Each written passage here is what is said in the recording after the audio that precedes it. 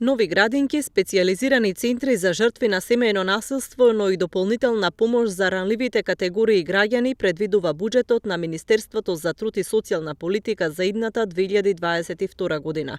Министерката Шахпаска рече дека следната година ќе се завршат 10 нови градинки, од кои една во југоистокот на земјава. 2022 година ќе биде година на економско заздравување и забрзување на растот преку капитални инвестиции.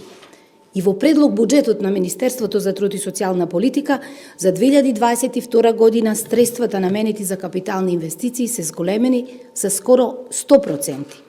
За капитални инвестиции предвидени се 195,5 милиони денари, од кои за градежни работи 177 милиони денари, а за опремување 18,5 милиони денари.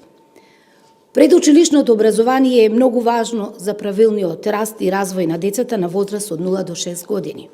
Затоа продолжуваме да градиме нови градинки и да ги прошируваме капацитетите на веќе постојните. Во буџетот на МТСП предвидени се и средства за намалување на стапката на невработеност, која се реализира преку активни мерки и програми. За таа намена МТСП трансферира 400 милиони денари за Агенцијата за вработување.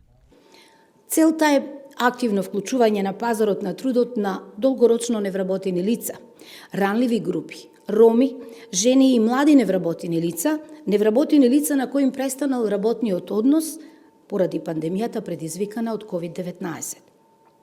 Како лидери во регионот, продолжуваме со имплементација на младинската гаранција за вработување на млади лица од 15 до 29 години, поаѓајќи од позитивните европски искуства.